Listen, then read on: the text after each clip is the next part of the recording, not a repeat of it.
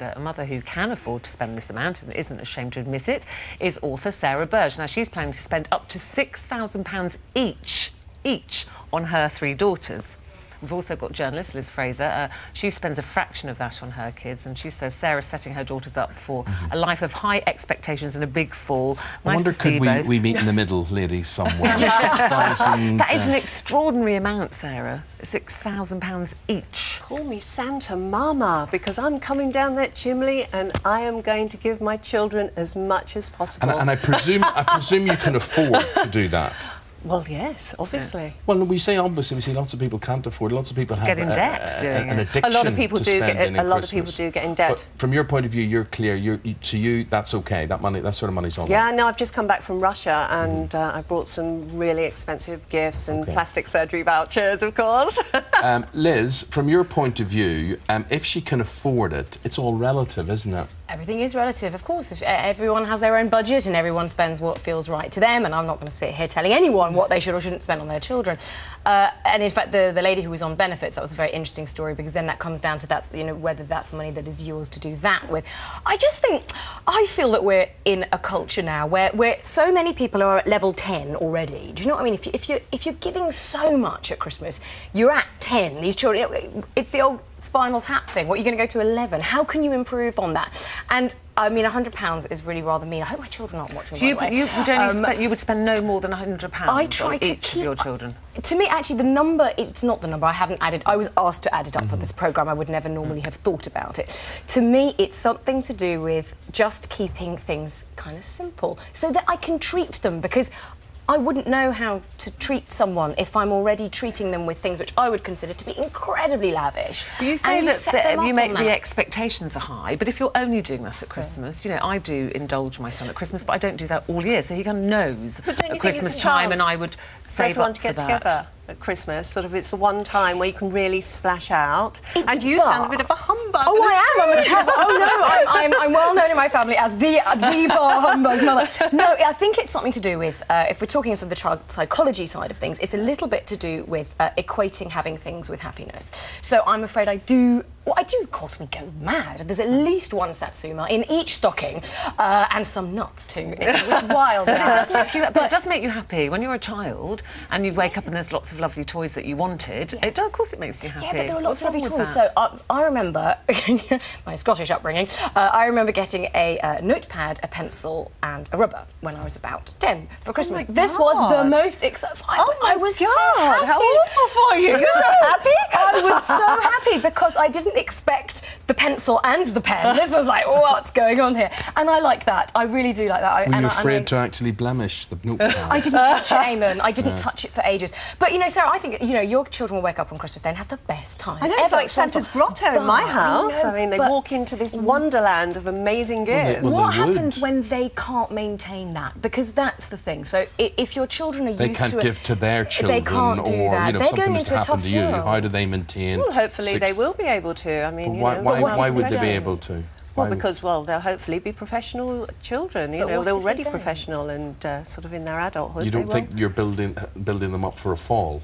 Oh, maybe I am then. You know, maybe they are heading for a fall, but hey-ho, let's go for it today. Does it make them spoilt, Sarah? Would they expect that? So if a friend gave them a box of chocolates or some cheap perfume, were they like, what's this? Do they understand a gift is about the thought that goes behind it? I know, at the end of the day, I mean, it's always the people that sort of shout the loudest that have the most to say about me for some unknown reason. It was quite funny, that. But, I mean, they are very actually kind, generous children, and they give a lot to charity as well. Presents that they have. No, they're not. I have a good handle on things. Could you give us an idea of what's on the Christmas list, the wish list? Or no? Ponies to plastic surgery, vouchers for everybody. I've just come back from filming in Russia, and I've got them designer clothes, handbags, jewellery, loads of stuff. Okay. So what if one of them gets a boyfriend or a husband who can't provide them with that kind of lifestyle? Or who's a bit of a Scrooge? Or doesn't want to, or thinks it's wrong? Someone like me. I'll tell him to leave him. Get shot of him! See,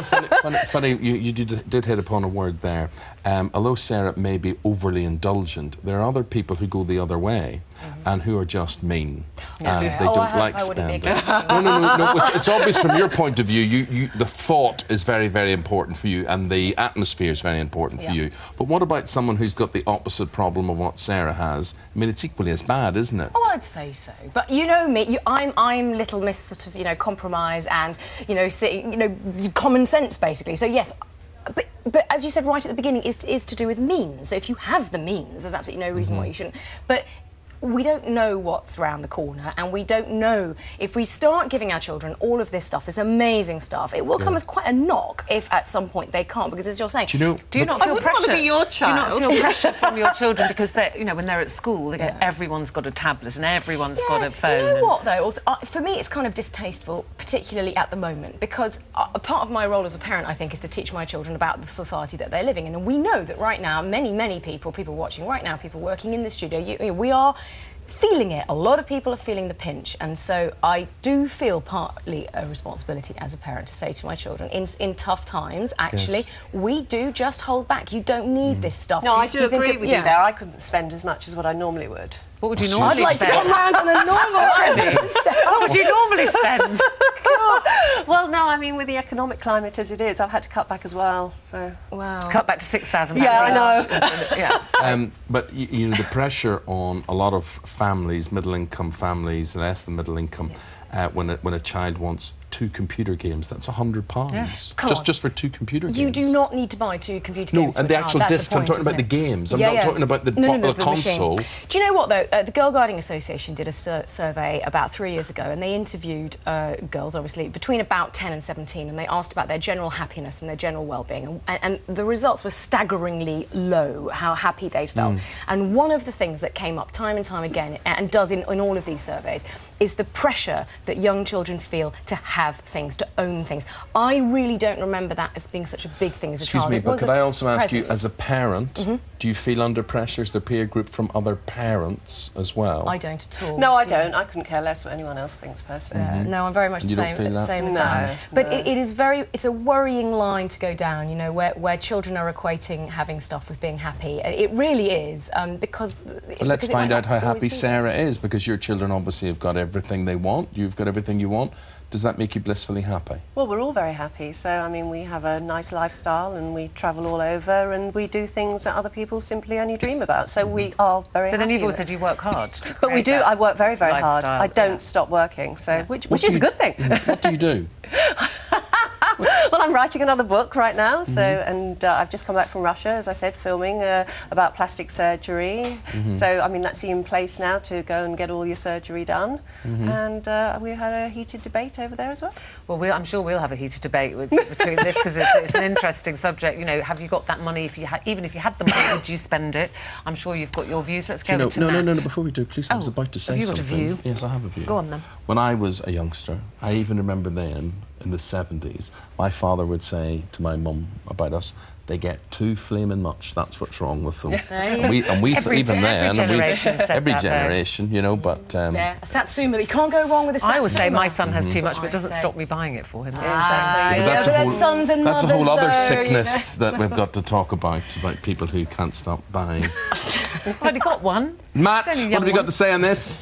This is such an interesting debate. Everybody's talking about it online now. Karen Louise Simpson. I'm a single mum who works and does not claim any benefits. I spend what I save on my girls, but I teach them it's not who's around your Christmas tree at Christmas, it's not what's under it. So it's about who's around your Christmas tree, it's not about what's underneath it, which is quite a nice thing to say, isn't it? Maria Bagg-Whedon. I believe as long as they are not only spending what they can afford, the amount is up to them. Surely the appreciation of a gift should not be what it costs, but the thought that went into the purchasing of it in the first place. And Eleanor says, I totally agree with journalist Liz. You buy them a laptop at 7 years old. What do you get them when they're older? Very good point. Keep them coming in. Thank you very much. And you'd like to say, Liz? I'd like to say, can I stay for a tipple, please, afterwards? Oh, That's what you'll do next. We can arrange that. That's fine. We can arrange that, guys. Thank you very much. We'll send her out drunk Christmas shopping. She'll spend far too much then. Oh, that sounds great. Ollie Mers